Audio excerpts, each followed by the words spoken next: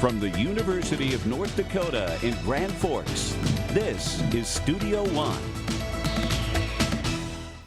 Hi everyone, and welcome to Studio One. I'm Tasha Olson. And I'm Will Biernat.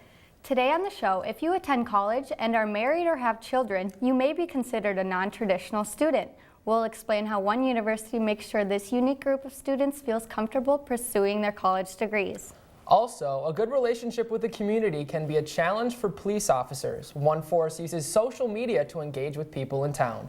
But first, gunfire rang out at the National Security Agency in Fort Meade, Maryland after an attempted intrusion. Two men dressed as women in a stolen SUV tried to ram the gates at a security entrance of the facility. An NSA officer fired at the vehicle, killing one of the men inside. The other suspect and another officer were injured and flown to a Baltimore hospital. Investigators found a weapon and cocaine near the suspect's car. The FBI says it doesn't believe the incident was an act of terrorism. A women's shelter in Eau Claire, Wisconsin is brightening up hairstyles with a campaign called Color for a Cause. April is Sexual Assault Awareness Month, and teal is the color associated with the movement. The campaign is partnering with hair salons to raise awareness for this issue. For each $10 donation at participating salons, stylists put in teal hair extensions to support sexual assault survivors. It may be easier than ever to maintain a healthy diet. The Washington Post reports the U.S. government is withdrawing the long-standing warnings about cholesterol. Every 5 years, the Department of Health and Human Services issues new dietary guidelines for Americans. This year's guidelines say cholesterol is not considered a nutrient of concern. They add that most bad cholesterol is produced by the body itself. However, dietitians say this new finding isn't a free pass. We encourage exercise for everyone, of course, even if their cholesterol levels are perfect. And so it's just something that's great for heart health. The risk of heart disease can be lowered by making small adjustments to the average person's lifestyle. 40 minutes of exercise 3 to 4 days a week can lower both cholesterol and high blood pressure. A mere 17% of the world's population has blue eyes. Now, there's an option for those wanting to join that rare group. Scientists at Stroma Medical have developed a laser procedure that can permanently turn your brown eyes blue. Doctors say that under every brown iris is a blue iris. They only need to remove the layer of brown pigment to reveal the blue color. The procedure only takes 20 seconds with the cost of $5,000. The company is still fundraising but hopes to have clinical trials completed in the next 3 years. Author E. Lockhart once said, "It's better to lead than to follow." However, one Grand Forks group is using their followers to connect with the community. I don't use it in class really. It can consume our lives. Technology and social media are everywhere. From our phones, now smart watches, and refrigerators. A what? A refrigerator with Wi-Fi? No, definitely not. While sometimes strange, social media in odd places is becoming the norm, and more groups look to take advantage of this constant tech connection. People typically are using two screens on a day-to-day basis, and by having that ability to reach out to them on social media, it just sets us up for a great opportunity to interact positively with them. Law enforcement agencies across the nation are joining in on the social media buzz. Their goal? To connect with the community in a way they're familiar with. I think any time that law enforcement can get into the community and be seen as a resource instead of an adversary, it helps relationships. And those relationships are being built through a little humor. Weather woes, hockey, and even the latest celebrity gossip can be found on their feed. I know just the other day somebody tweeted us and asked if we were disappointed from Zayn leaving One Direction.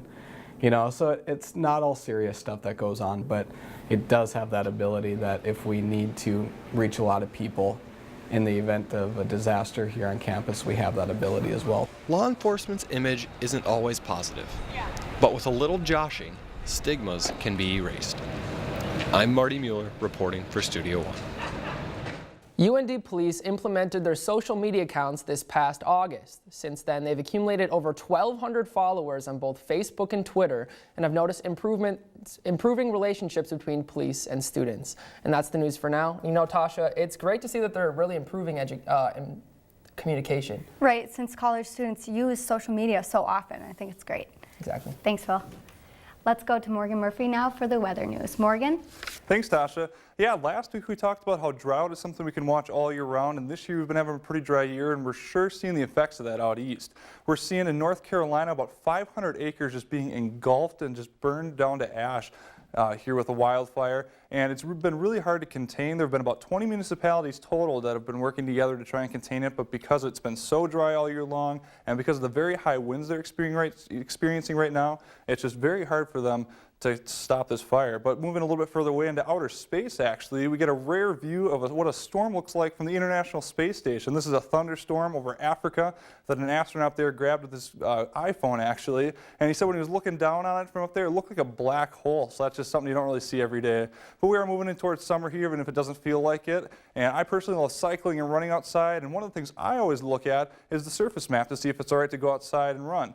And our surface maps are going to look a little something like this, where you have your low pressure system here and with a cold front associated with it right there. And we can take a look at an example of a location where we might see some changes occurring with this. And so we'll look at Milwaukee, Wisconsin here for a chance, and we'll see the winds right now are coming out of the south at about 10 to 15 miles an hour. But watch what happens when this cold front goes through the area. They're going to do a complete 180 to the north. That's going to bring a lot of cold air in from the north here. It's going to drop the temperatures down to 15 or 20 degrees below what they were, and this can actually bring thunderstorms with it, a lot of rain too, so just watch out for that cold front right there whenever you're planning out your summer days. But surface maps aren't the only thing we look at in terms of the surface. We look at something else when we're making our forecasts. Picture yourself in the middle of November. Your city receives 10 inches of snow, while a city 30 miles to the east receives none. A week later, it's a sunny day. But your city is much colder than that of the city to the east. There's a specific reason why this happens. So once we turn white, a lot of the incoming solar radiation is reflected and not utilized in heating the surface of the earth. So winter sets in after that first major snowfall in the late fall or early winter. What Al is talking about is called albedo. Different objects have different albedos. On the one hand, we have objects with a high albedo, such as snow, ice, or anything else light in color. These objects will reflect more of the incoming sun's heat. On the other hand, we have surfaces with a lower albedo, like a black field, parking lot, or anything else dark in color. It is a ratio between incoming solar radiation on an object, so how much does it receive, to how much of that solar radiation is reflected off of that body. So the basic answer to why one town can be much cooler than its neighbor is simply reflection. A town with no snow will absorb more of the sun's warmth than a town with snow. I'm John Bommelman, reporting for Studio One Weather. So even if you're seeing some snow on the ground where you're from, just know that as soon as it melts, all that heat from the sun's going to be staying right on the surface with you. And moving into thunderstorm season, our weather question of the week is, what kind of clouds are associated with extremely severe thunderstorms? Is it cumulonimbus, cirrus, stratus, or cumulus?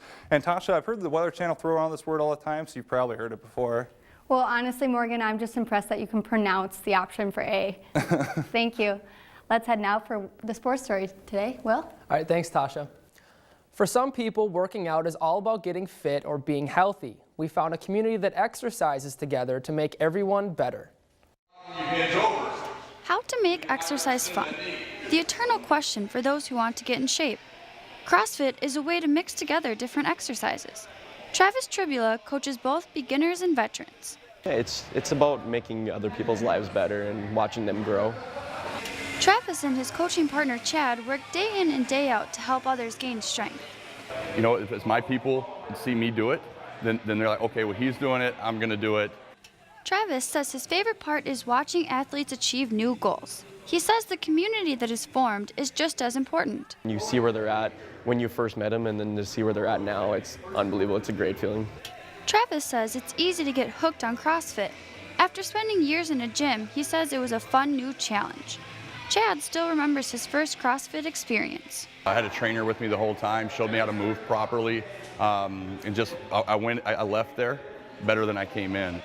With some words of encouragement and some helping hands, the CrossFit community comes together to become stronger. Whenever you go to any other gym, you never really get to know the people. Coming into CrossFit, you get to know the people, the community grows, and you become friends outside the gym. Whether CrossFit is fun or not is ultimately up to the participant. CrossFit does incorporate your entire body, and you can always expect variety. With photographer Megan Hoffman, I'm Kari Strandberg, reporting for Studio One. CrossFit is a growing trend in the United States that's gaining the attention of many groups of people. It has helped train the bodies of stars such as Matt Damon, Channing Tatum, and Brad Pitt. And that's the sports story for today's show. And you know, Tasha, it seems like a great way to get fit as a group. Right, and it's interesting because it's not in a traditional gym setting. Exactly. Thanks, Will. Coming up, the U.S. Department of Veterans Affairs says adjusting back to civilian life is among the many obstacles veterans face. One North Dakota campus is working to make this transition a little easier.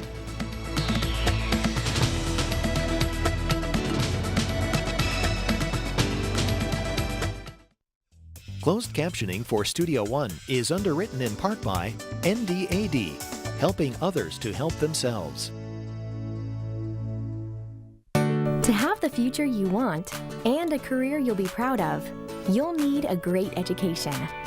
The University of North Dakota can get you there with more than 225 degree programs, preparing you for today's fastest growing, high demand careers, like medicine and health professions, aerospace, business, engineering, and energy. Schedule your campus visit today at und.edu/go, because to succeed, you need to be exceptional. Yeah, okay, science meets imagination. Life changed by innovation. Through the future of our nation. Engineers the occupation. UND College of Engineering and Mines. Invest in your mind to stay with the times.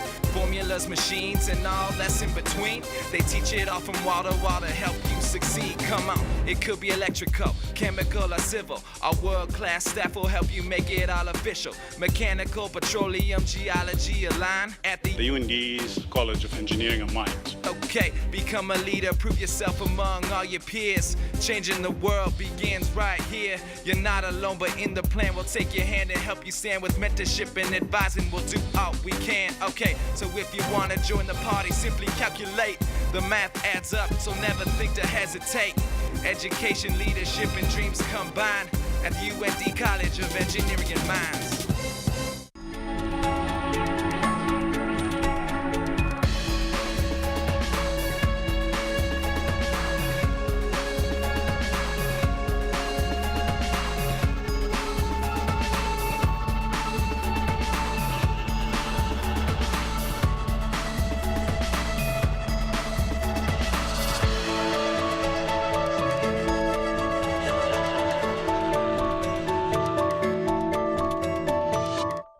Closed captioning for Studio One is supported in part by the Listen Center, enriching the lives of people who have intellectual disabilities with choices in community recreation.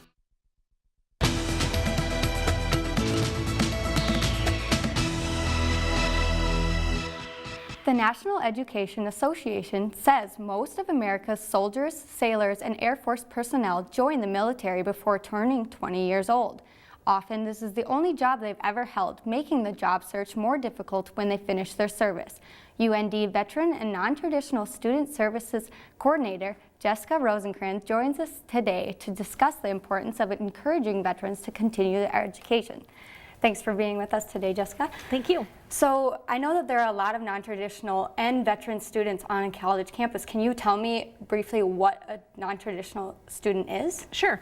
A non-traditional student, as UND defines it, is someone 25 years of age or older, or someone that has military experience regardless of age. So that's how we're able to pull that information for data purposes.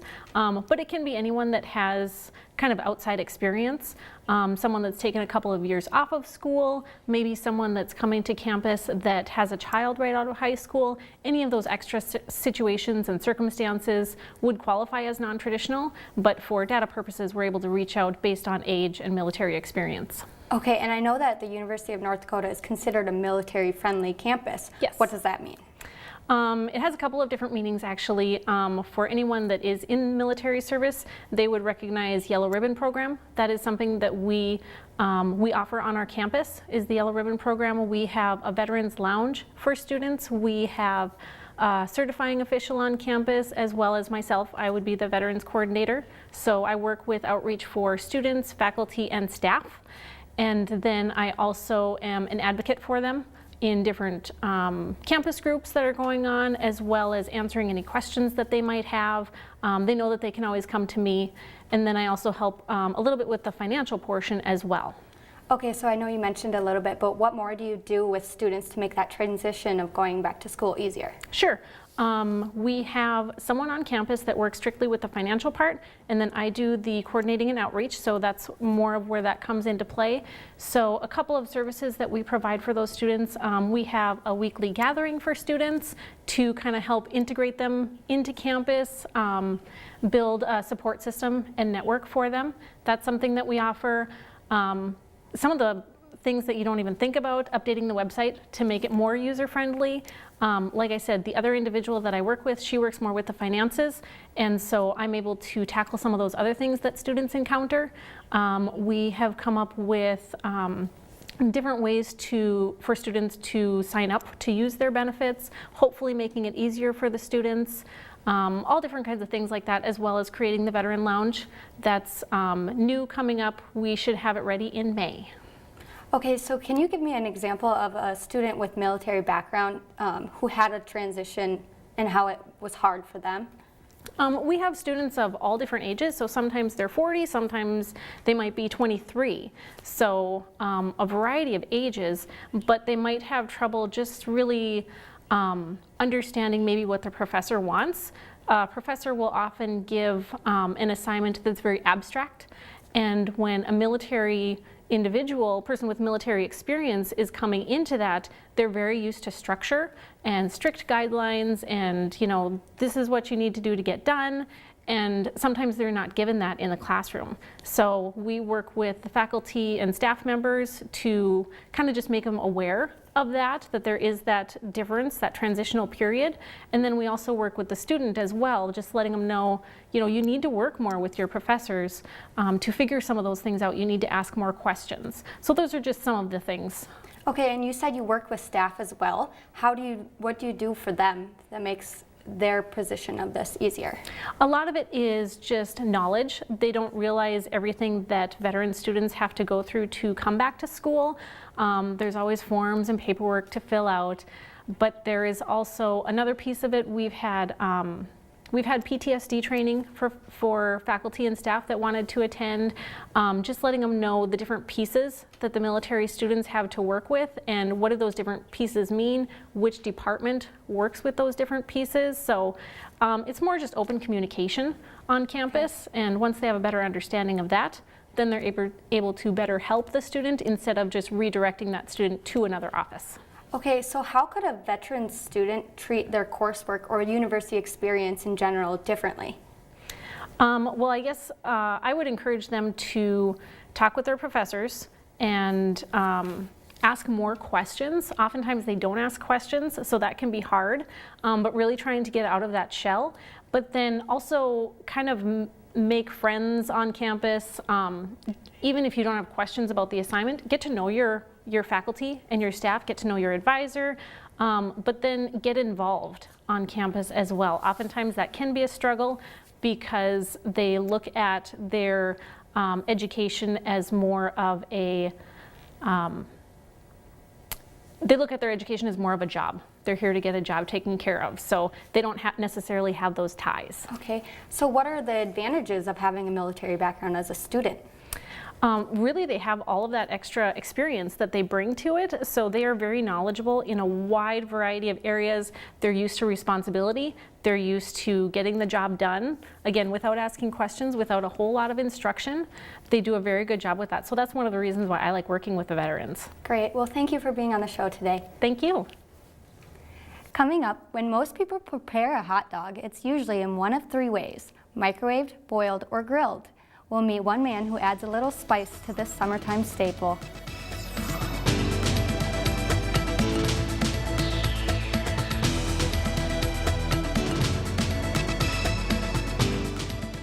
Studio One closed captioning is underwritten in part by Options, your disability information source.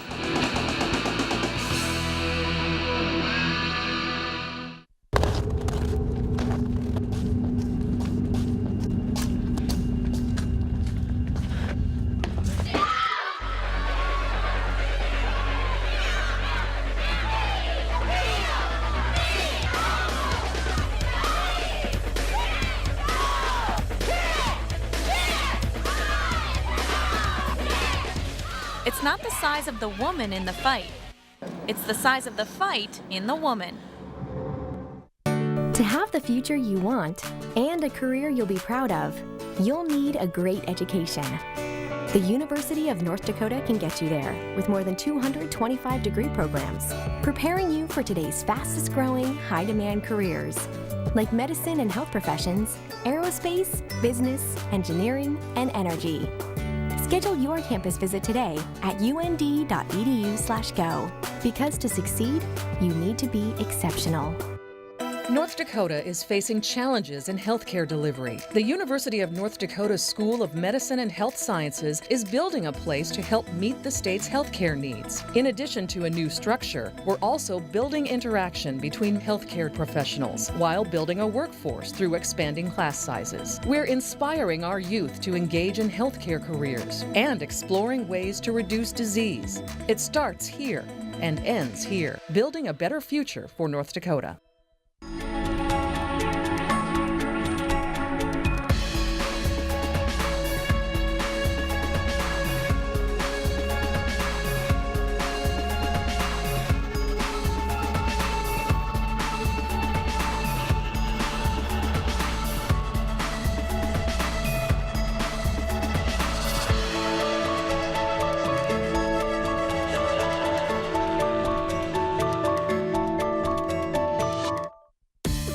Others live to their full potential, improve clients' mental and physical well-being, excel in one of the top healthcare careers of the future. Occupational therapy students at the University of North Dakota experience high-quality education in small classes. Now to come to 45 degrees, even in a normal motion pattern. Your healthcare career begins at the University of North Dakota.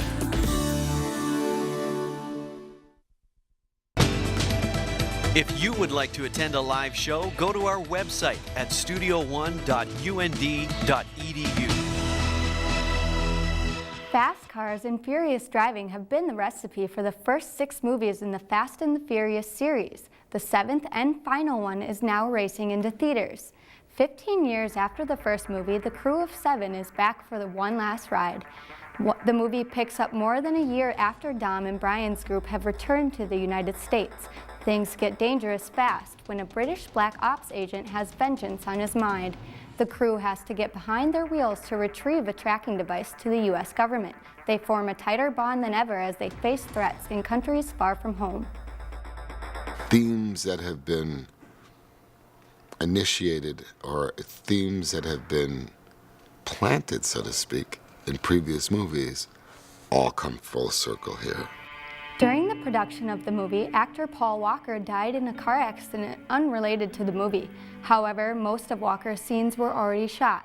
With the help of his 2 brothers, Caleb and Cody Walker, they were able to finish up the rest of the movie. Furious 7 opens April 3rd with a PG-13 rating.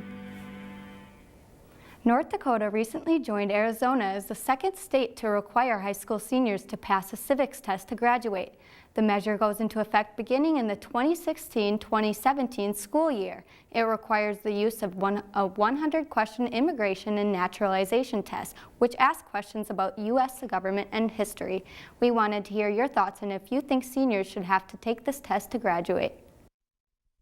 I mean, a lot of the students are already citizens of the United States, so I mean, I don't know. I don't see a bad side to it, though. I mean, just kind of shows how much they do know. I don't think we should, because even though we've been learning it, I mean, it might be some hard stuff to remember. I think they should know the basics, obviously, but it depends on how in-depth you'd go. I think it would be a good test to see where everyone stands as far as their citizenship and what it stands for them.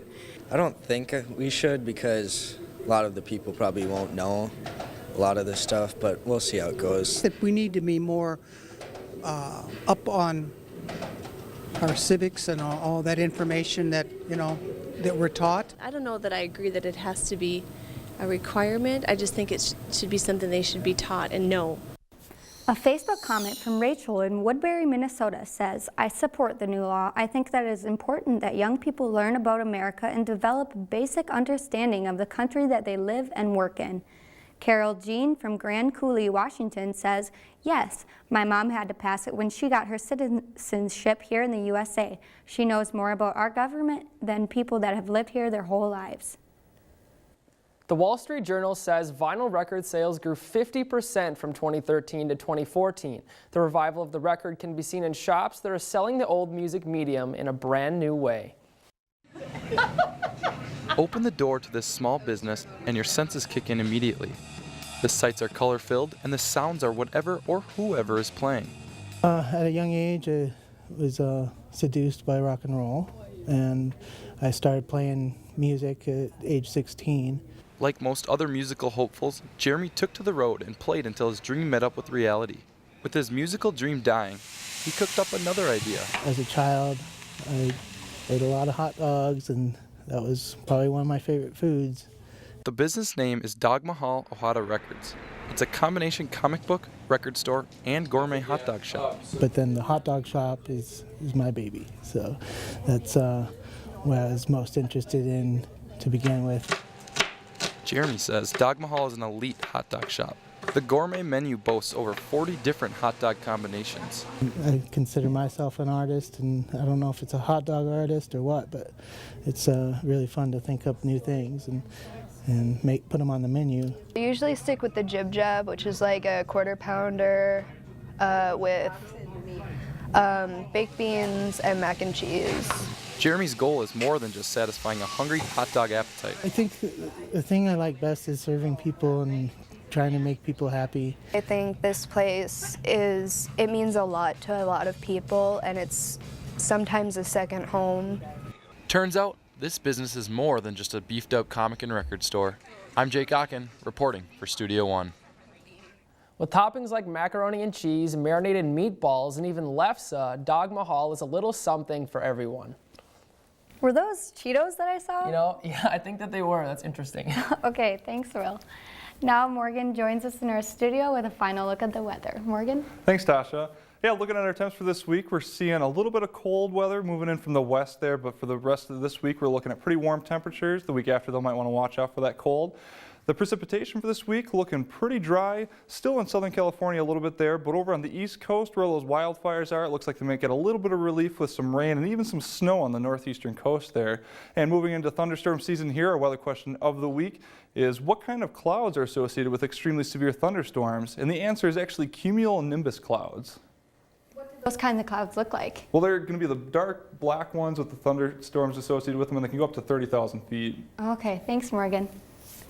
And that's our show for today. As always, you can follow us through social media or get more information on our website. From all of us at Studio One, have a great week. See you next time.